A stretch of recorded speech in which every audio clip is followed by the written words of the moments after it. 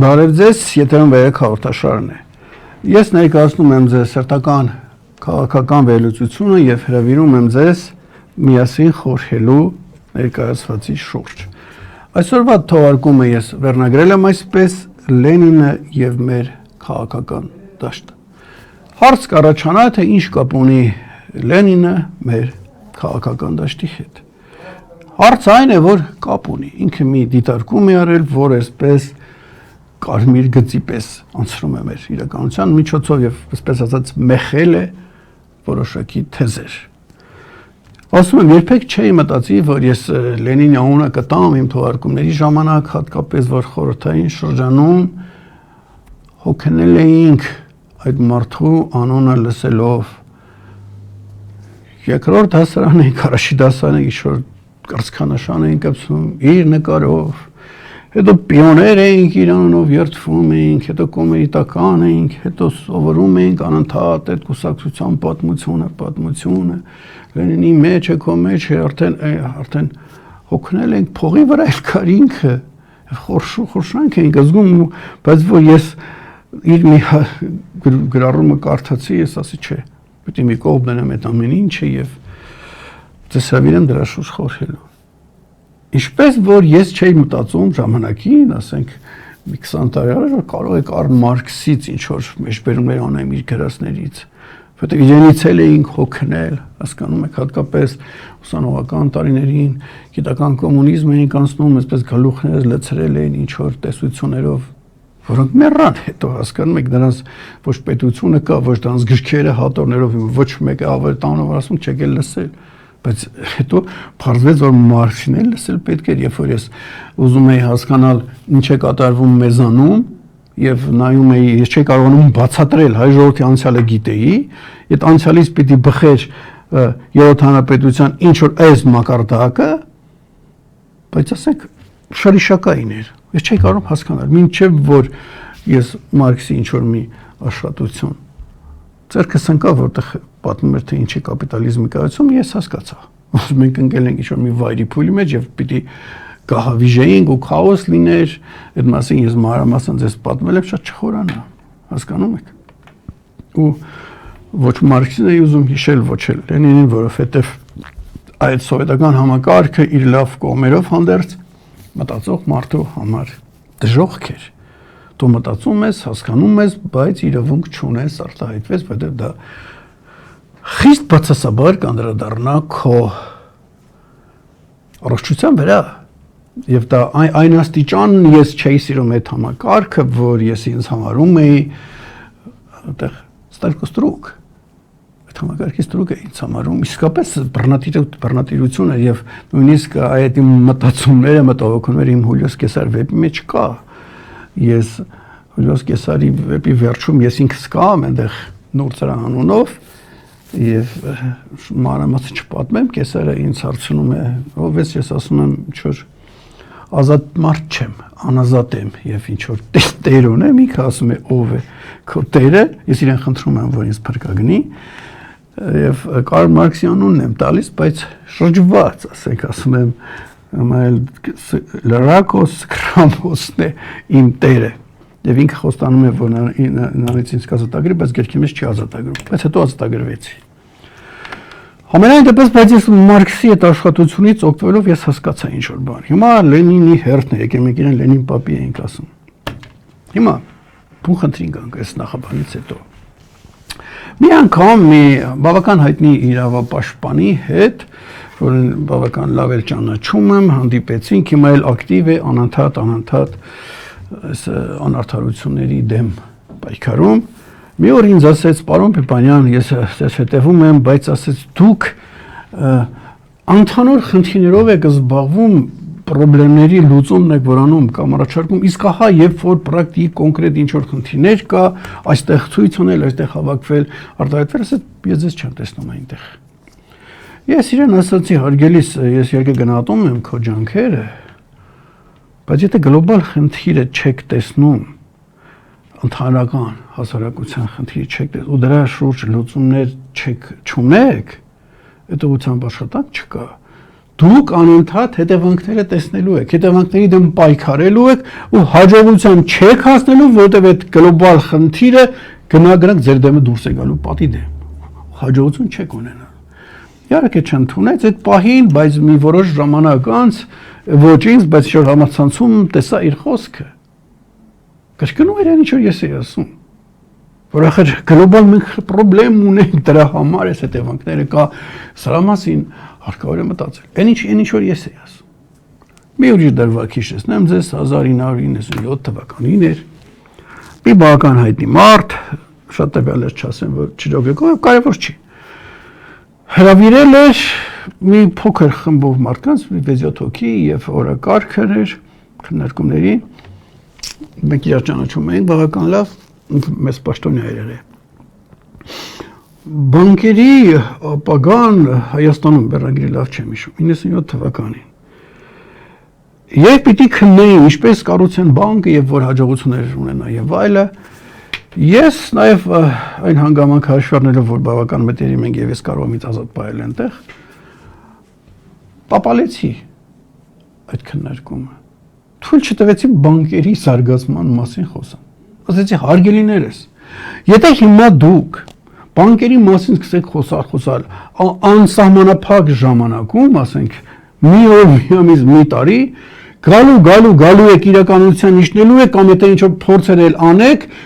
հետադարձ կապով գալու եք մի օր նստեք այստեղ ասեք չստացվեց։ Մեր ուզածը չստացվեց եւ պիտի գաք ասեք ասք չէր։ Դրանք ժողովուրդ չեն։ Ասացի եկեք հենց հիմա այդ ժամանակը մենք չծախսենք։ Հենց հիմա մեր արժեվ խնդիր դնենք, ով է հայ ժողովուրդը, իրենց ինչ է ներկայացնում։ Ժողովուրդը ժողովուրդ չէ, ազգը թե ազգ չէ,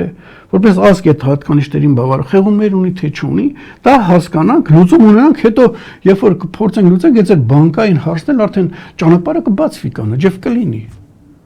Դե մենք բայց ես ասենք համառ եմ ցուլի այսպես աստղակերպով,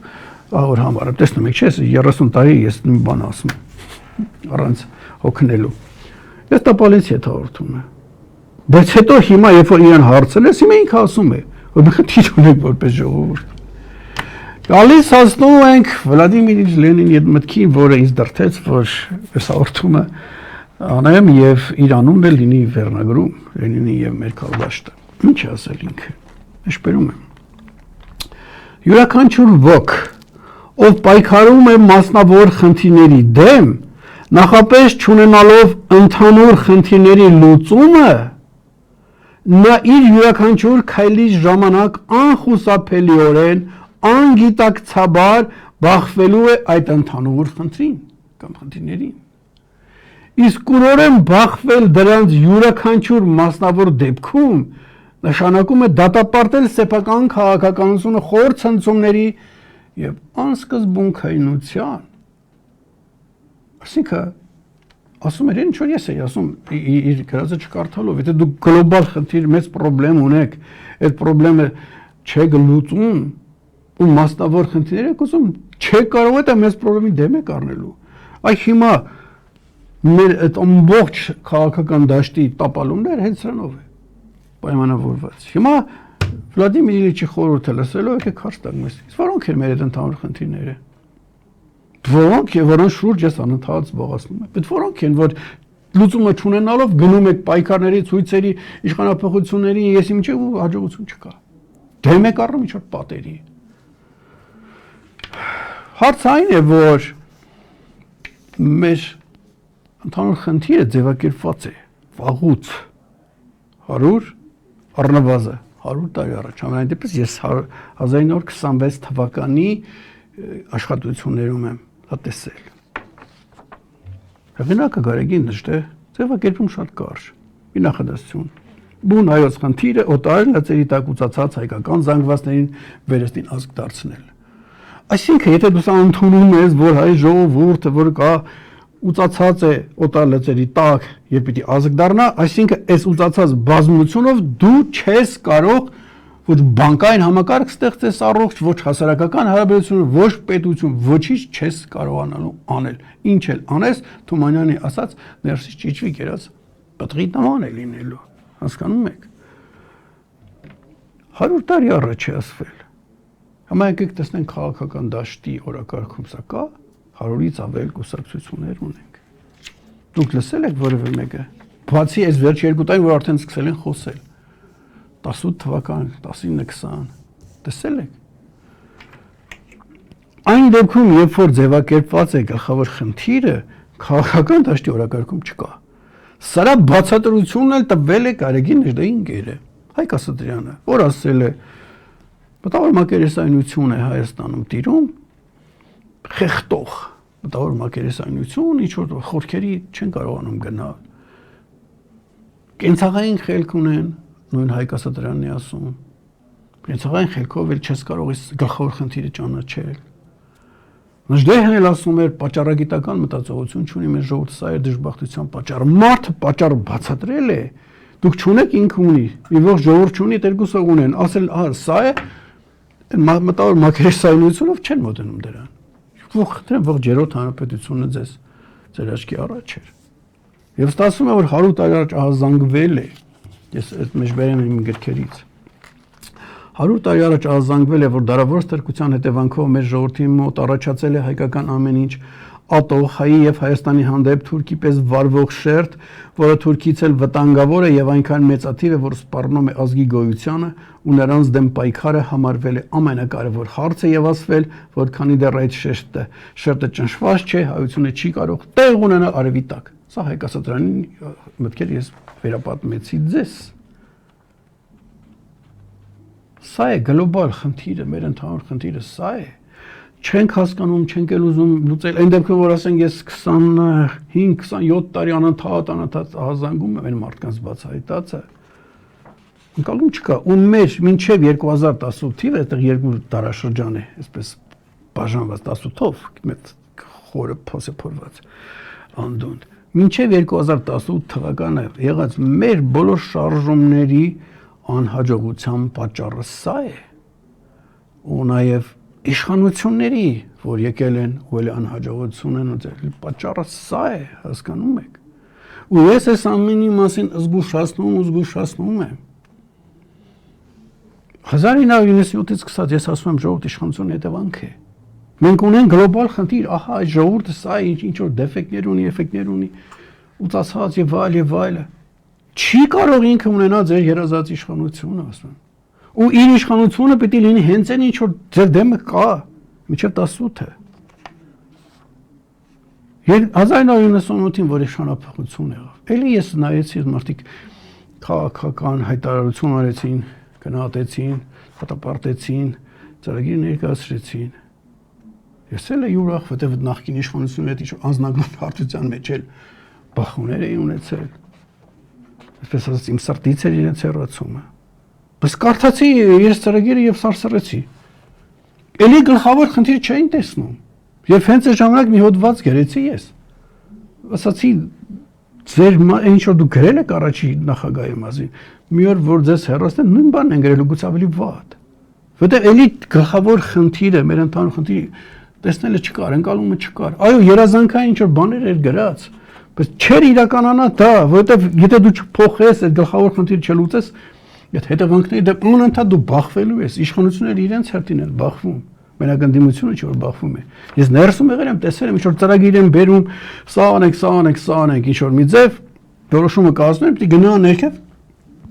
աղավաղվում, ամեն մի աստիճան իջնելուց այնտեղ աղավաղվում, ինչ որ մարդիկ տարաբնույթ շահերով չի ստացվում ոչինչ, որտեղ գլոբալ խնդիրը լուծած չի։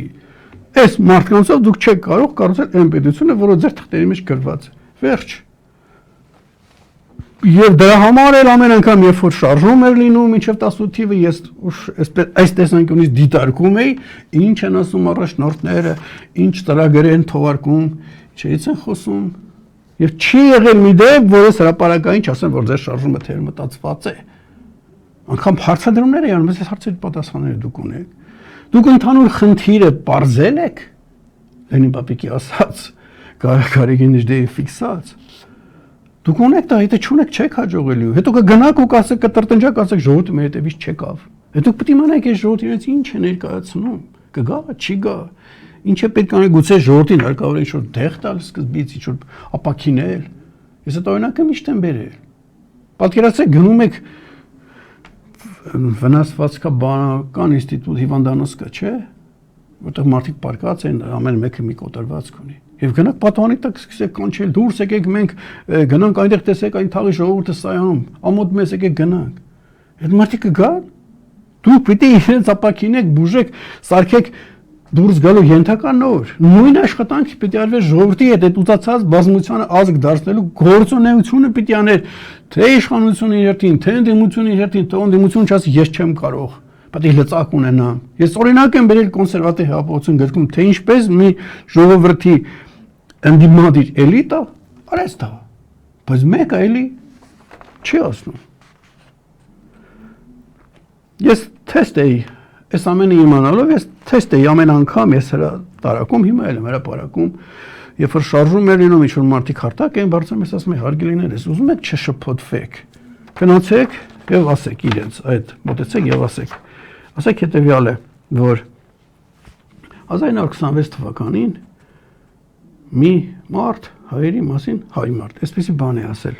մենք վերագնահատումի պիտի ենթարկենք ոչ միայն դեպքերի առարկայական բնույթը, այլ մանավանդ մեր հոգևոր կյանքի ենթակայական տարրերը, պիտի որոնենք, փնտրենք, գտնենք մեր դժբախտության իրական պատճառները, ճանաչենք մեր իսկական վերքերը, ախտորոշման պիտի ենթարկենք մեր ժողովրդի հոգին, որից հետո միայն խոսք կարող է լինել բուժման մասին։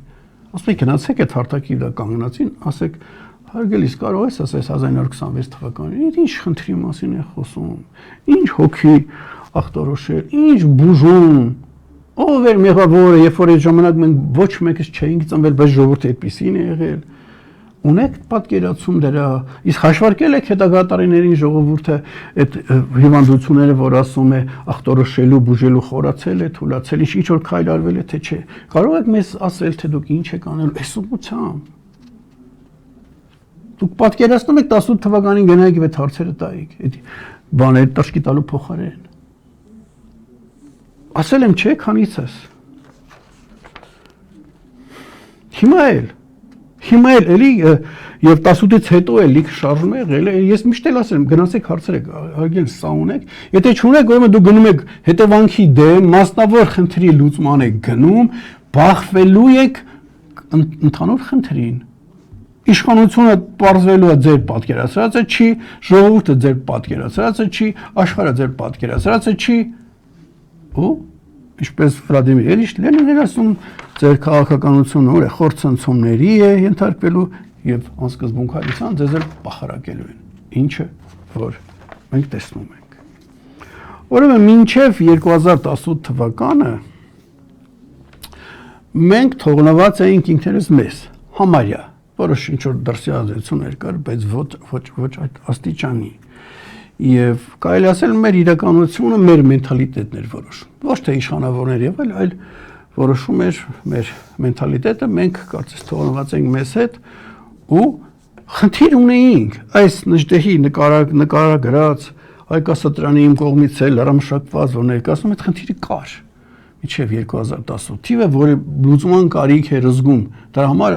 չլուծելով գնում ենք ինչ-որ պայքարների, իշխանապողությունը եւ միշտ նույն պատկերը էլ ավելի վնասելով ինքներս մեզ։ Հիմա այս մեր բուն խնդիրը, որ ունեինք, բարդացել է, ավելացել է դրսի ուժերի կողմից որոշակի ծրագիր է իրականացվում, որպեսզի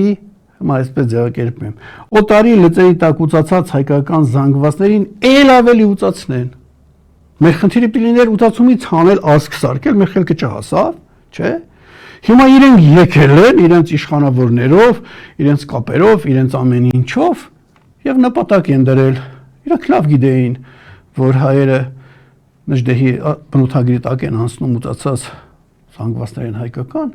որպես իրենց նպատակները իրականանան, իրանք հիմա իրենք քաշ տիրապետերով տեխնոլոգիաներին հայության ել ավելի խոր ուծացման process են սկսել, որը դուք տեսնում եք, ու շատերը չեք տեսնում, ավելի չի տեսնում, սկսում եք դատապարտել ժողովրդին, իսկ ես քանի որ քիչ թե շատ տեղյակ եմ իրենց գործիքներին, ես պարզ տեսնում եմ, ահազանգել եմ հաղորդումներով էլ ներկայացրել եմ, եւ այսօր իրականության ընդհանուր խնդրի լուծումը շատ ավելի ծանր ու բարդ է, քան մինչև 2018 թիվն էր ու բացի սա, որ իրենք նպաստում են, ամեն ինչ անում են, որ ուտացումը խորանա, նաև խորամանկորեն ձեզ զբաղեցնում են մանրուքներով։ Անընդհատ օրը մի բան կգցեն, կուտ։ Զբաղվեք դրանով, կչրթեք, եսի միջեր կանեք,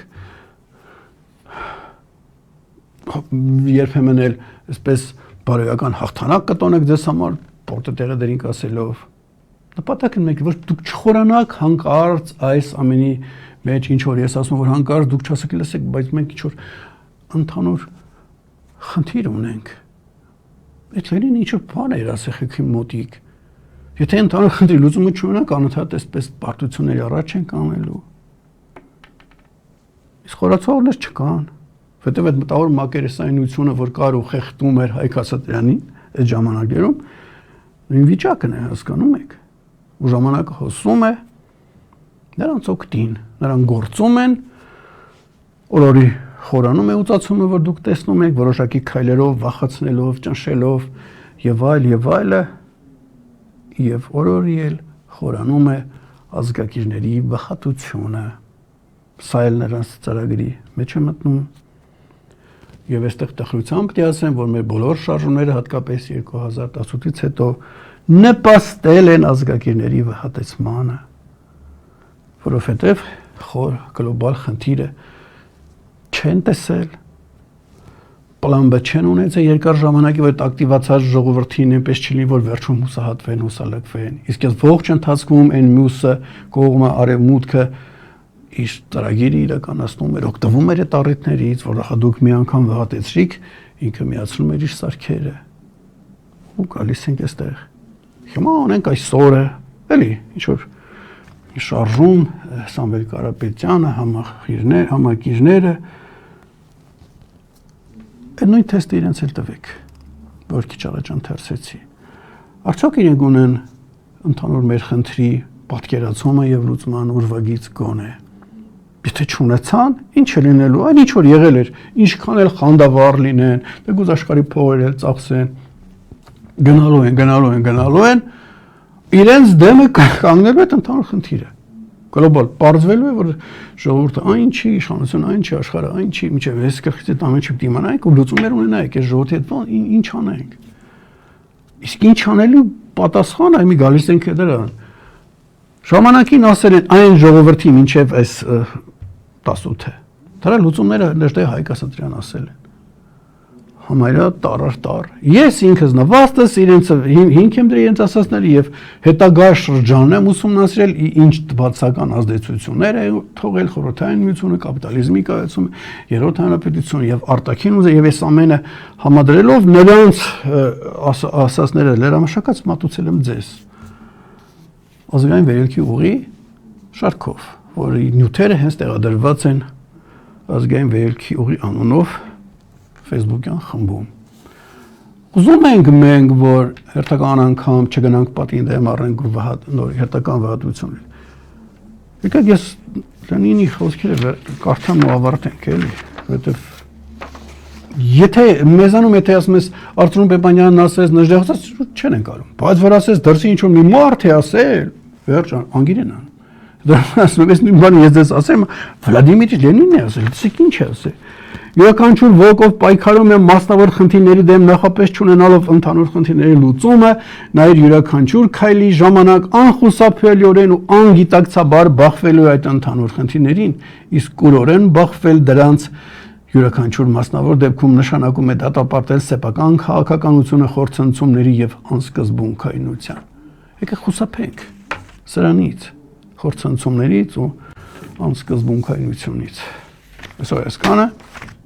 միշտ նոր հանդիպում։